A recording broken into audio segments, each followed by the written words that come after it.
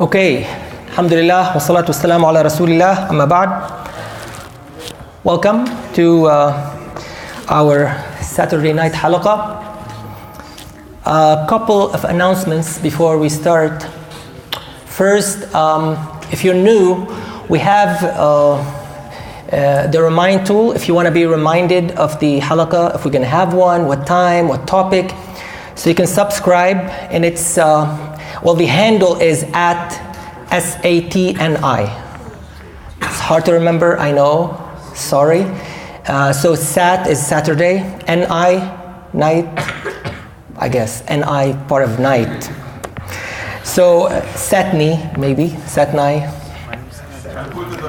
So at Satni. Wait, is it like the Remind app? The Remind app, yes. So this is the Remind app. The second announcement, there's a request to be quiet during the halaqah, and especially upstairs. Some people want to listen to the halaqah and not be distracted or interrupted. So the request obviously to everybody to pay attention, and this is how you maximize the benefit. I'm sure all of your time is valuable. You made it all the way here on a Saturday night. A lot of people have other options, let's say. So the fact you made it here and you made the sacrifice, let's try and maximize the benefit of being here.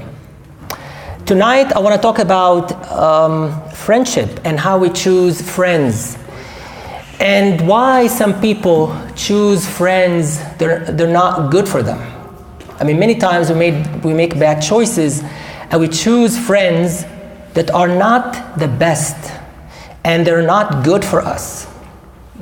And the reasons why some people do that. I want to start with a verse or a few verses in the Quran that talks about friends, especially bad ones. If you know how to pick or how to weed out, let's say, bad friends, then you're going to end up with good ones. So don't underestimate the value of doing that. If you have the skill and the talent to weed out bad ones, then you're going to end up with good ones. So that's the idea here. And these verses talk about bad friends. It's in Surah Al-Furqan, and this is a scene from the Day of Judgment, and it says, وَيَوْمَ يَعَضُّ الظَّالِمُ عَلَى يَدَيْهِ يَقُولُ. By the way, I have very, very sensitive ears. I apologize. There's nothing I can do about that. It's just maybe a fault in me, but I notice every possible sound. So, وَيَوْمَ يَعَضُّ الظَّالِمُ عَلَى يَدَيْهِ. It says, and on the day, meaning the day of judgment, when the oppressor, and zalim is any kind of oppressor, a transgressor. Some people think, well, an oppressor is only a tyrant, a dictator, someone who's in charge of a country and he is mistreating his people. That's one type, no doubt, a grave one, if you will, but everybody is capable of oppression. And the reason many times people oppress is because they think they are innocent of it, or they're not capable of oppression. But believe me, everybody has that in them. And they oppress on a regular basis without noticing. It could be a son oppressing his parents, or the other way around. It could be you oppressing your siblings and not noticing. Bullying is a big form of oppression. It happens in school all the time. So oppression is not limited to a category or a group of people. It can happen to anyone. So the verse does not tell us what kind of oppression. It could be any kind. It says, and on the day of judgment, when the zalim, when the oppressor will bite on their hand. Can you tell me what this is referring to? Why would you bite on a hand, on your hand? Nail. To be quiet. To be quiet? No. To hurt yourself? Why?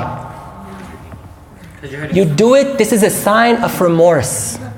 You're feeling sorry, like you feel so much remorse. You feel bad about what you did in the first life.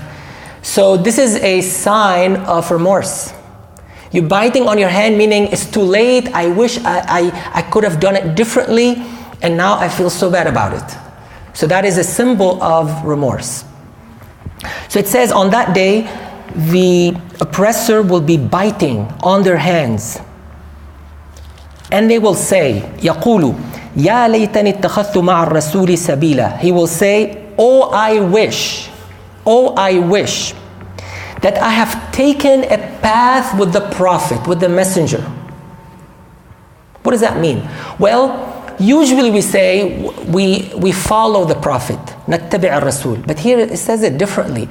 It says, I wish I have taken a path with the Prophet. And the reason is because the Quran wants to give you this imagery that there is a path. And by the way, anything you do in life, there's a path. We always talk about a journey, right? What is the significance of a journey? In any path or journey, there is a point of start, the beginning, right? And there's a destination. Because we always realize, as human beings, we realize that we're not at our best. There's always room for improvement. So you start at some place like you are today, but you realize you can be better. There's something in you that will drive you to become better and better. So this is a destination where you want to be. You want to bring the best out of you. This is the significance of a path, a journey. In the Quran, in Islam in general, you see this repeated over and over again. In Surah Al-Fatiha, we all read Surah Al-Fatiha, right? I hope we pray. So it says, اهدنا الصراط المستقيم. Guide us to the straight path. Again, there is a path. And there are different words for it. Sometimes you hear sirat, and sirat is a wide path. Because in Islam,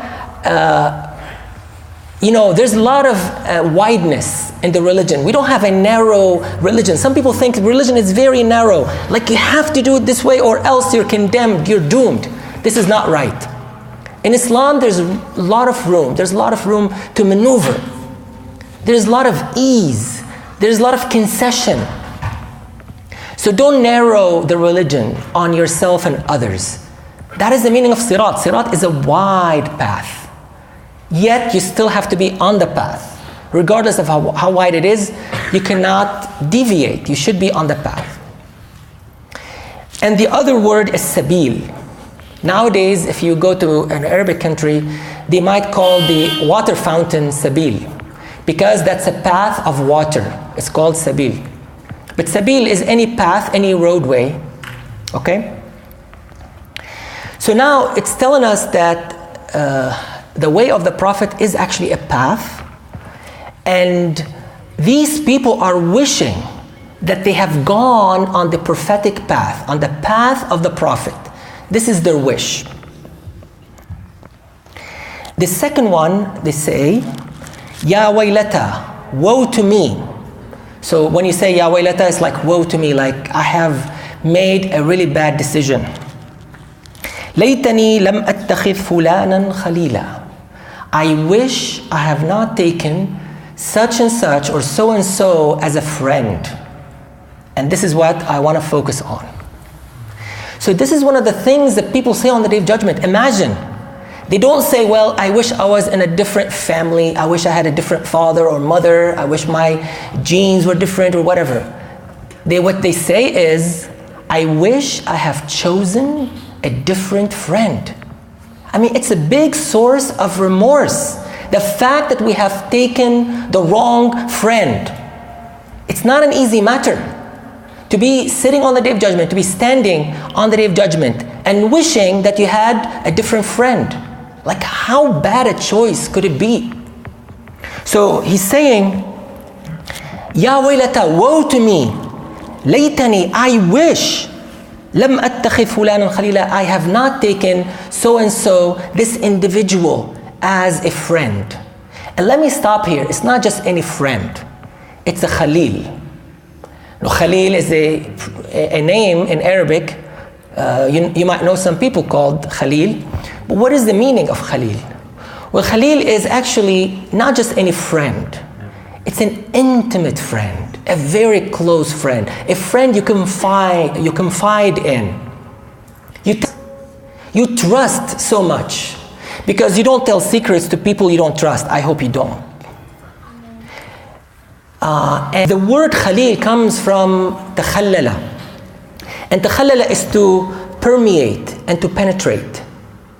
This is why we have mukhallal. Mukhallal is pickles. Because you know what happens with pickles? MashaAllah, very good talab. I'm really impressed. Dang, he's got wisdom. So, mukhallal, if you're familiar with the word, it's basically pickles. And the reason we call it mukhallal is because, you know, whatever you put, the spices and the salt and the vinegar, whatever, it kind of penetrates and it is absorbed by whatever, the cucumber or the eggplant, whatever, your favorite pickle. That's why we call it mukhallal. So what happens in the process of takhallul, you have some permeation, you have some mixture, you have absorption. And we refer, at least in the Arabic, we refer to love and friendship as khulla. Because what happens, the love permeates and penetrates the heart. That's really where it comes from. This is why, for example, Allah referred to Ibrahim alayhi salam as Khalil, Khalila. So Allah took Ibrahim as a Khalil. It means that the love of God in the heart of Ibrahim became so much, it absorbed that love, it penetrated his heart, it permeated his heart, and became one. So that is the highest level of friendship, the highest level of companionship. And it's really interesting, the Prophet, peace be upon him, Muhammad alayhi salam, he said, if I were to take a Khalil from the people of earth, I would have chosen Abu Bakr. But he did not. He said, God is my Khalil, and I do not like to take any partners with God. Well, one thing I want to note here, how the Prophet was picky, alayhi salatu wasalam. Abu Bakr, the best Muslim after the prophets, was not of a high standard enough for the Prophet to take as a Khalil. This is how picky you should be. Don't feel sorry for the other person. You say, well, I want to rescue this person. This is why I'm friends with them. You have no idea how much down they can bring you. And it's not being selfish, by the way. We'll talk about this a bit more later. I just want to note here how picky the Prophet ﷺ in picking a Khalil. A Khalil is someone who's really close to you, a friend, an intimate friend, a close friend. These are people you pick and you take your time in picking. And these are not going to be many people, by the way. If you're lucky, you might end up with 2-3 people like that. If you're lucky. You may have one, you may have no one. The Prophet ﷺ again did not pick Abu Bakr as a Khalil. And we all agree Abu Bakr was the best Muslim after the Prophet. Because you should look for a really, really high standard when it comes to true friends. Okay, so this man on the Day of Judgment, he said, oh, I wish I have not taken this individual as a friend. Now, there is a story behind this. Now, we don't have to limit the meaning of the verse to that story, but it is maybe a good example and an illustration of this concept. And it's one of the reasons why the verse was revealed. But again, we don't limit the meaning of the verse to the reason of revelation. So there was 2 people. One is Uqba bin Abi Mu'ayt, and the other one was Ubay bin Khalaf. And these were Khalil, like they're really, really close. All right. And both were non-Muslim. In fact, both were very clear in their enmity to the Prophet, peace be upon him. They were staunch enemies of the Prophet. And one time it happened that Ubay bin Khalaf was away. He was not around in Mecca. So Uqba bin Abi Mu'ayt was invited to the company of the Prophet, peace be upon him. And they were all sitting, the companions and everybody. Uqba was not a Muslim. Uqba was inviting him to food. And the Prophet said, I'm not going to eat from your food unless you testify, you say Shahada, you become a Muslim. And Uqba, he embraced Islam. He didn't think it was a big deal. I mean, he said, might as well, let me try it, see what happens. So Uqba became a Muslim. And later, Ubay ibn Khalaf came back from his travel, whatever. And he found that his best friend, his BFF, was a Muslim. And he could not swallow it. He could not take it. He could not comprehend it. He said, I'm no friend to you if you stay a Muslim. I'm not going to talk to you ever again. And Uqba took it very, seriously. I mean, it was a friend he did not want to lose. And he reverted, he left Islam because of his friend. And this verse was revealed because of that. That shows you the effect of a friend. They can make you lose your religion. They can make you change your whole philosophy in life, your belief, your faith. And that's very, dangerous. To have so much effect. I mean, imagine someone having so much effect on you. A lot of times we worry about the media, we worry about the effect of false news, we worry about propaganda. We never think of our friends as the biggest influence on us. Much more than TV, much more than the internet, much more than social media. Yes, your friends that you meet with every day. These are the people who influence you the most. They could change their entire belief system because of a friend. And it is, this case that you're going to see on the Day of Judgment where people come and say, hey, now I realize how big a mistake it was to have so-and-so as a friend. And I wish I have not taken him as such. This man will keep saying, لَقَدْ أَضَلَّنِي عَنِ الذِّكْرِ بَعْدَ إِذْ جَاءَنِي. This man, this supposed friend, what he did, he took me away from dhikr. He took me away from remembrance. He took me away from Quran, from Islam, all of that. After it has come to me, like it was there, it was available, and he took me away from it.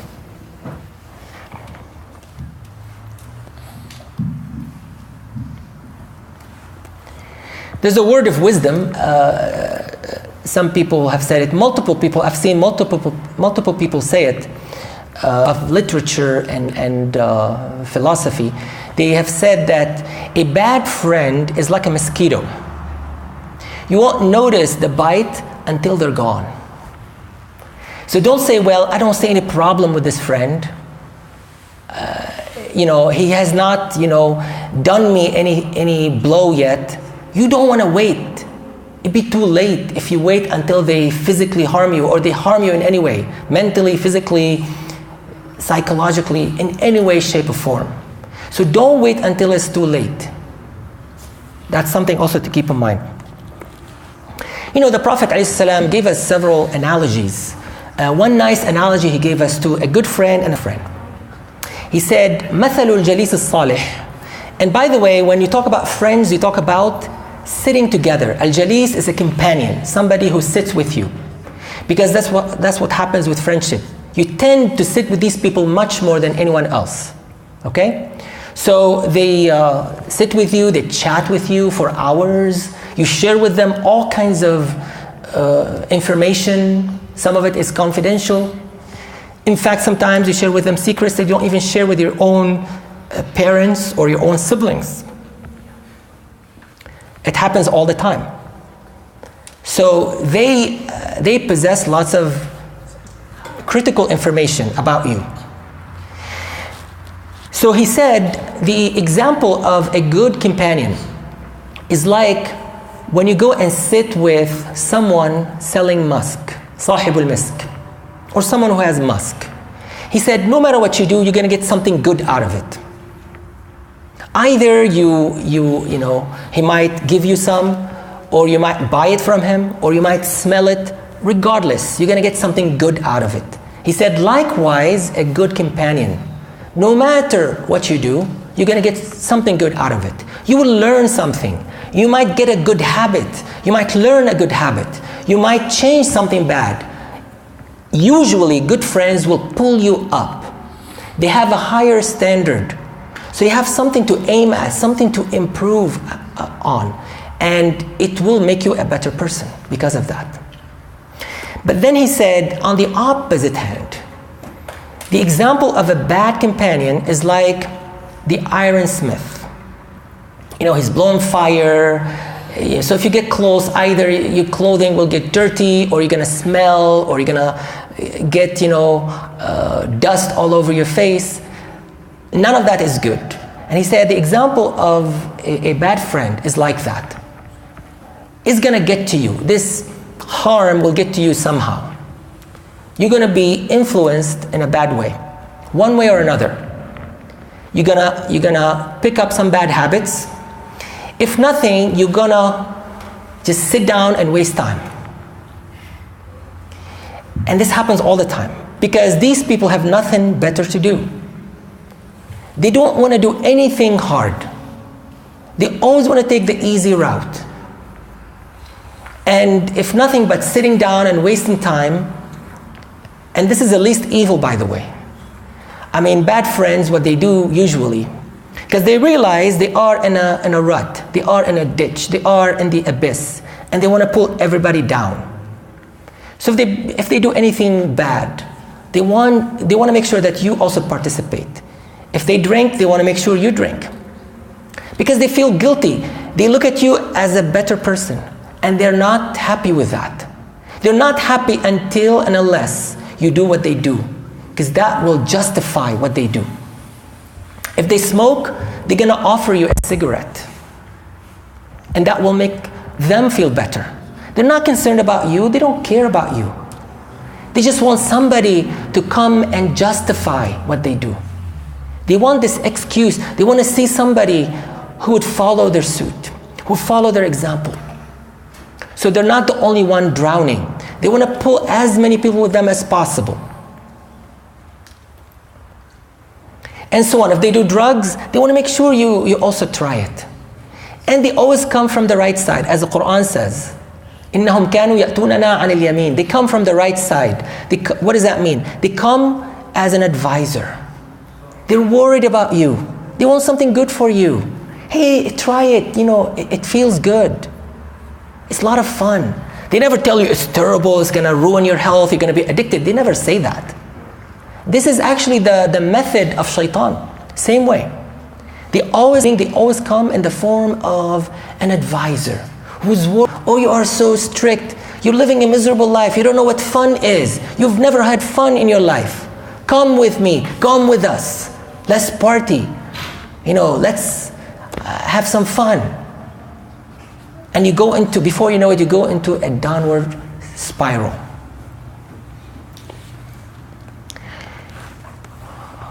I think this is very important. In fact, the Prophet told us ﷺ in a hadith, he told us, الْمَرْءُ عَلَى دِينِ خَلِيلِهِ فَلْيَنْظُرْ أَحَدُكُمْ مَنْ يُخَالِلْ.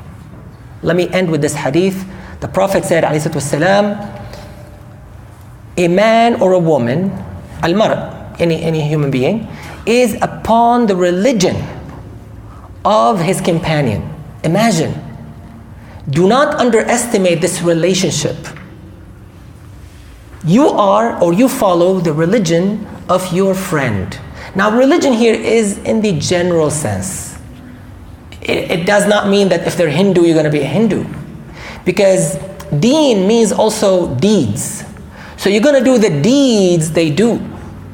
If they do something, you want to follow them. You want to mimic what they do. You want to copy what they do. So that is also the meaning here. So you are upon the deeds and the religion of your friend. So he said, be careful. Be very, very careful on how you pick your friends. فَلْيَنْظُرْ أَحَدُكُمْ مَنْ يُخَالِلْ. Be very picky when it comes to your friends. Don't take it lightly. Now some people will say, well, but I have reasons. The reason I pick this bad friend is because I want to rescue them. I want to help them. I realize, look, they're making the wrong choices. And I want to be around so I can save them. And let me tell you, I don't want to sound harsh, but a lot of people do not want to be saved. Don't assume that everybody you see around you is a victim. And they're victims of circumstances. Once you say that, that means that you think they're not responsible for the actions they do. You've taken control from them. When you say they are victims of the past, because if somebody is a victim of the past, he's going to be a victim of the present, and he's going to be a victim of the future. That's not right. Everybody is responsible for their actions. It's a big mistake nowadays that we rob our kids from responsibility. We say, well, they're too young to have any responsibility. Well, when they're going to pick up that responsibility? Oh, maybe when they're, 20. And when they're 20, well, maybe give them a few more years, 22, 25. And before you know it, you have somebody living in their mother's basement, and they're 30 years old. And it's not a joke. This is really serious. So do not assume that everybody is ready for help. Yes, they may not be in the best shape, but that does not mean that you're going to be able to help them. Or if you try, some people, you tried once, twice, and all you see is people with a lot of resentment, and they're bitter about their lives, and they're going to ruin everything around them. Those people are toxic. You don't want to be around them. And they've done experiments with this. Like if you say, let's say if you have a team that is very efficient, anything at work, anywhere, you have a team that is very efficient, very good teamwork, very good chemistry, very good accomplishments, and then you insert one person who is a slacker, just one person. And it's done out of good intentions. You say, well, I'm going to insert this good person so he could learn good habits from the team. Guess what happens? The opposite. This one slacker will ruin the entire team. Because guess what's going to happen? This man is going to be sitting around lazy, not doing the work he's supposed to do. And then everybody will say, well, how come he's getting paid like us? And we're putting all the effort, and look at him, he's not doing anything. And he's getting, the benefits. So they start slacking too, because they feel oppressed. They feel like, this is not fair. And what happens is so much to pull things down than to lift them up. Before you know it, the entire team now is underperforming. This can happen also with teenagers. You may have some counselors who say, well, we have these good teenagers, but we have one delinquent child, one delinquent teenager. Maybe let's insert him in that circle, and maybe he could learn the good habits. But many times the opposite happens.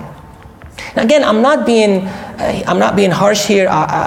If you have any compassion, I'm not saying do not have any compassion.